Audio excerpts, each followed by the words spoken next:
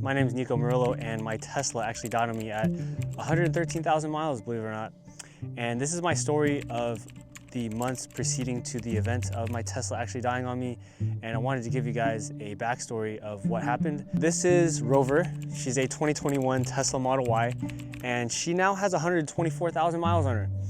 I had purchased her in 2022 with 45,000 miles. So in May all the way to October, I lived full time inside of this car, and I was running the climate control every single night. But keep in mind, I was on a 2-month road trip from California all the way to Montana, Wyoming, Utah, all the way up north. So I was in the harsh, hot heat climates in Utah, and I was also in the extreme cold in Canada. And so I don't know if that has anything to do with it, but I was also having some bad charging habits that I wanted to go over, but here's the backstory. April 2024, I got laid off from Tesla after working there for 5 years. I was a production supervisor, actually working on the Tesla Model Ys. In May, I had decided to work at GNC in Dublin, California, where it's super hot. At one point, it was 105 degrees. From May, June, July, and partially of August, I had worked there. And I didn't park under a shade or anything like that. So after August, I had decided that I wanted to travel full-time and do YouTube full-time. And so I wanted to go to Utah. And so that's what I did. I took Rover to Utah. And keep in mind, Utah is a lot hotter than California, right? And so I was doing a mix of level 2 chargers here and there. The level 2 chargers are the ones that are like at hotels. They charge it within 7 or 8 hours. It's a little calmer on the battery and it's a little bit better. And so I was charging it at level 2 chargers every now and then. But I went to Wyoming in the month of September, and here's where it gets crazy.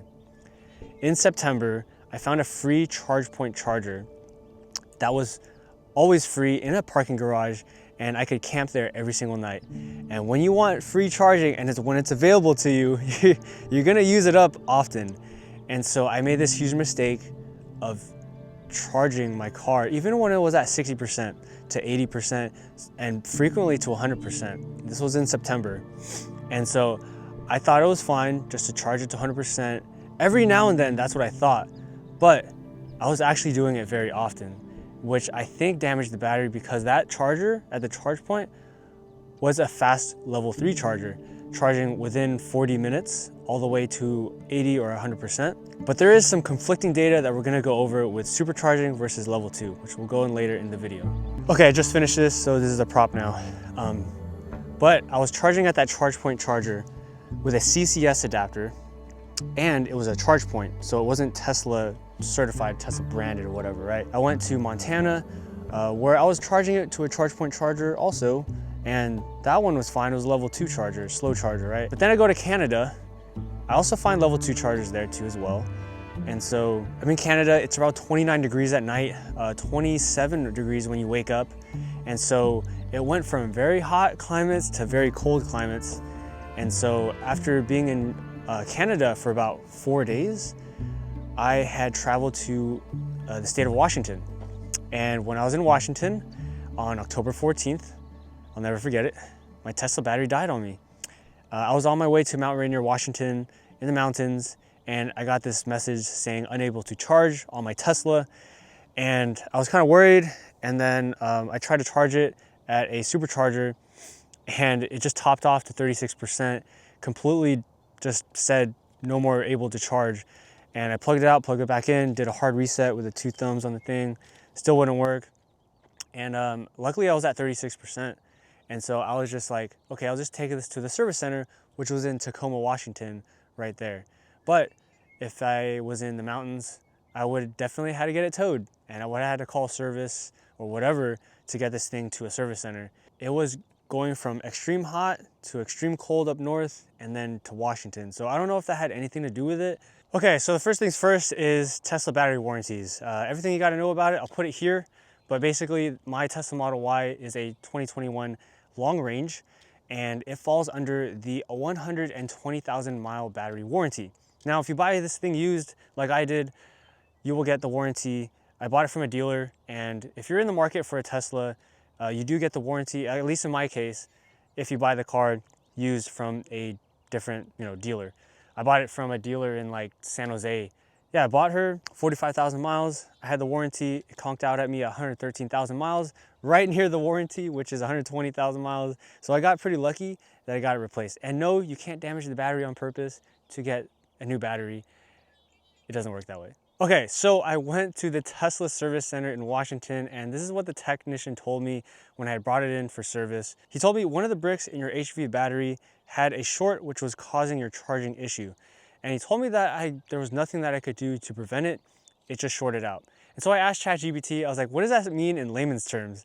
And basically what a short in the brick of your battery means is that one piece of a Lego pretty much in your battery breaks. And so there's a lot of these Legos, so to speak, inside your Tesla battery, like the cells. And if one of them breaks or shorts out, then the whole thing has to get replaced. I don't know if it had something to do with the shortage of batteries that were happening in 2020 during the pandemic, because this was the 2021.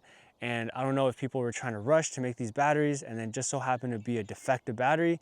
So in some weird cases, you can do everything right, but you might just get a defective battery. So speaking of defects, we don't want any dirt or any type of mud inside of our Tesla Model Y. So what better way than to protect them with the last fit car mats? And having your battery fail on you is one thing, but keeping your car protected is a whole nother ballgame. So these things are 100% waterproof and also child-proof. If your child spills a lot of stuff in the car, like cereal or water or any juice like that, it's easy to clean. It takes just 3 seconds to remove this thing. These are for the rear car seats. And to clean them, all you gotta do is spray some water in them or use a hose and use a rag to clean them out, and they're good to go back inside the car. And a fun fact, these things were 3D scanned, so they fit perfectly and custom mold towards the contours of the Tesla Model Y. And let's talk about the competition, because these things are super bulky and they don't fit perfectly inside the car. And just imagine if you went to the grocery store and you accidentally spilled some stuff. It might be milk, it might be salmon, it might be whatever, but you're gonna have your car protected with these car mats, because if you spill stuff inside the car, you're gonna have to get it shampooed, and I don't know how much that would cost. And what's in your frunk? Well, it's an old car mat that I think belongs in the trash, because look how bulky this thing is. It has like sides that are protruding out. And as someone who has lived in their car, the frunk space is very important, because that's where I put all my clothes. Even with packing cubes, this thing can get pretty tight. So to save space, last fit car mats is gonna make living in my car just a whole lot easier. So if you guys want these car mats, head to lastfit.com, use my discount code NICO at checkout for 15% off your entire order. And with all that said, let's get back on into the video.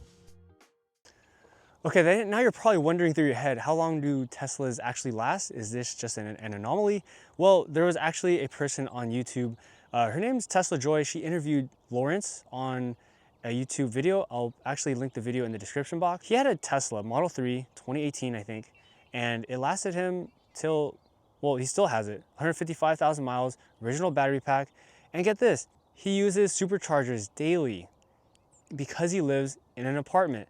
And he's been fine with his Model 3, original battery pack, and it's 155,000 miles. Can you believe that?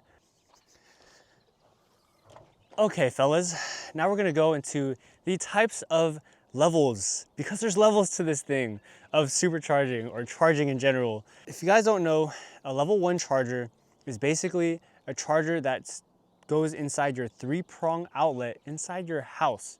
And you can charge this whole battery inside the house.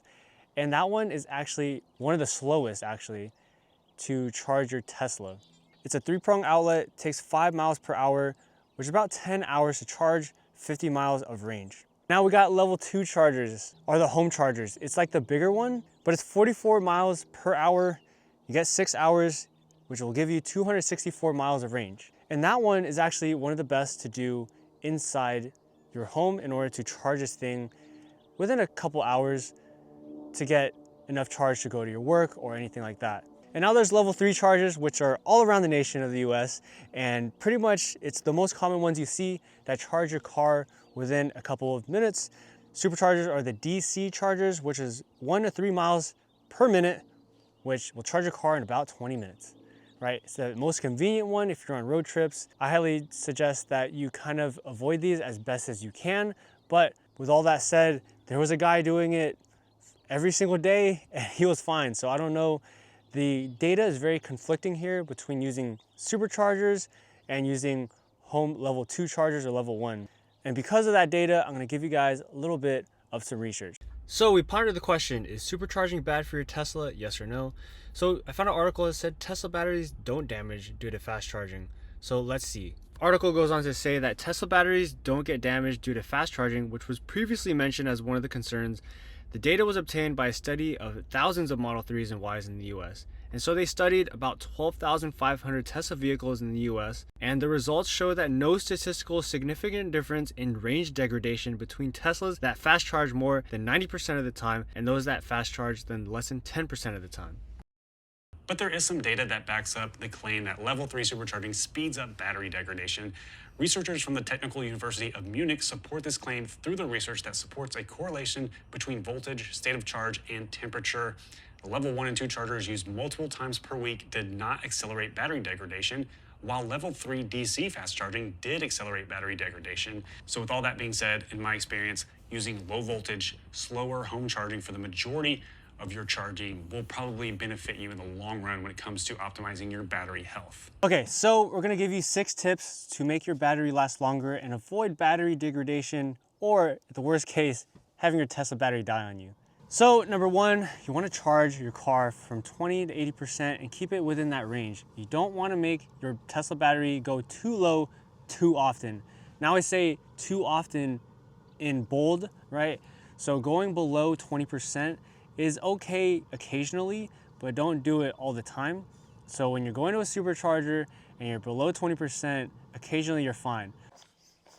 Okay, tip number 2 is don't supercharge all the time. What the heck, what am I gonna do then? Well, there's a lot of conflicting data out there right now that says supercharging is bad for the car, and then actually level 2 chargers are the best bet for your car. I would think that supercharging is bad for your car because you're putting direct current right into the car and very fast, very rapid, and that's gonna heat up the battery really, really fast versus a level 2 charger is very slow, kind of puts the charge in the car at a very slow rate. Okay, so tip number 3 is to not let your battery drain less than 10%. And the reason for this is it puts strain on the Tesla battery and it can cause long-term damage. So all you gotta do is plan your route accordingly and you'll be okay. Okay, so tip number 4 is to enable scheduled charging, which allows the battery to get warmed up naturally. So that way it reduces the stress on the battery. All right, tip number 5 is to precondition your battery in cold temperatures, especially if you're in the snow and stuff. It's very important that you precondition the battery. Tesla automatically does this with the supercharging feature in the screen. All you do is press any supercharger that's red on the screen. It'll take you to it, and it takes around maybe 15 minutes in order for the battery to get preconditioned. So just make sure that you're not just stopping and just plugging in randomly, right? You got to make sure that you precondition this thing because it'll help warm up the battery before it gets charged. Tip number 6, park in the shade or in a garage whenever possible. So this one caught me off guard because like, I thought you just park this thing anywhere, like without any regard to like the weather. So there's a lot of precautions that you gotta take with the Tesla. But when you park in the shade, in hot climates especially, it's gonna keep the battery at a constant temperature. If it's like 105 degrees outside, please, as best as you can, park in a parking garage or under a tree. Don't just park it randomly like this in the middle of nowhere and just go grocery shopping. Which, I mean, you're not really thinking of, right? And if there's no spot to park, like, are you just gonna not go to the grocery store? So there's these like different minimal things that you can do in order to make your battery last longer, little tips and tricks and hacks for you guys. Okay, so you're probably wondering, are all Teslas bad? Well, there's some data out there, man, that actually there's a lot of Teslas that have high mileage on the same original battery pack. The highest mileage of a Tesla is actually a 2014 Tesla Model S with 1.2 million miles with its original battery pack. What the heck? And there's also another Tesla Model S owner that has 430,000 miles on his original battery. And get this, he's supercharged daily to 100%. What the heck? And then there's another guy, Clean Technica, put on their post that another Tesla with over 400,000 miles on one battery. What the heck? It's like, how do these guys get the battery to last long? And then I found another one with a Model S, has 400,000 miles on it. There's this other one that has a Model S with 609,000 kilometers, which I think converts into miles, but is a lot, right? So that's a lot of miles. And then I found on Tesla Motors Club, 275,000 miles on a Model 3. And he says that he supercharges a lot, but get this, he's Canadian. And I drove to Canada, and I don't know, was it bad that I went to Canada because of the cold climates? And he charges to 100% all the time. So what's to give? Okay, so now we're talking about people that actually had their Tesla batteries die on them also. And you'd be actually very surprised by how low the mileage was when they commented on this on the channel in my previous video. So Blue Acquisitions had commented on my last video, and he says that, hey Nico, bought my 2021 last year in July with 50,000 miles on it. Now he has 52,000 miles, and he has the same thing that happened to him. They replaced my battery for free of charge and had a loaner, so didn't have much of a disruption in my life. No clue why the battery died, as I charge at home 100% and not sure how the previous owner used it. So this guy had 52,000 miles and his battery died on him? That's weird, right? So the next person that we have is Tressie Fam Tressenreiter. Sorry if I said that wrong. So I have a 2021 Model 3 Standard Range Plus. This actually happened to me, same notification, at about 35 or 40,000 miles. I took it in because it was a standard range. They upgraded to me to the LFP batteries, which great because you could charge to 100% now.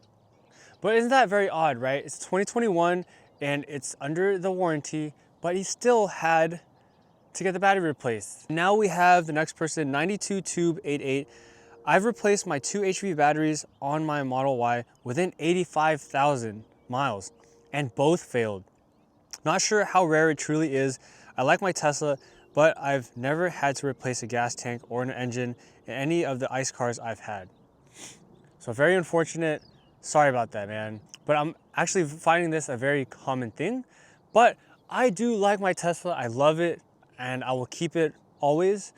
But it's just weird how this is a kind of like a common event now, right? So with all that to say, I do thoroughly enjoy the car. It does suck about my Tesla actually died on me at 113,000 miles, but it's a refurbished battery, so I don't have to worry about it for many more miles. This car has brought me to states of Utah, Wyoming, Montana, Canada, and Arizona. And do I regret buying it? Heck no. I freaking love this thing. You could camp in it. The coolest feature about it is the camp mode. You can leave it 70 degrees the whole night, regardless of the temperature outside, and you don't have to run an engine because it's all electric, right? And I love it and enjoy it so much that I actually ripped out the passenger seat and put a bed frame in there to create the world's first Tesla van. If you guys want to watch that video, I'll link it here so you guys can watch it. But I ripped out the seat so that way I could skip hotels and go to national parks and stay overnight for free. So I just want to say thank you guys for watching. Appreciate all the love and support. We'll see you guys in the next video.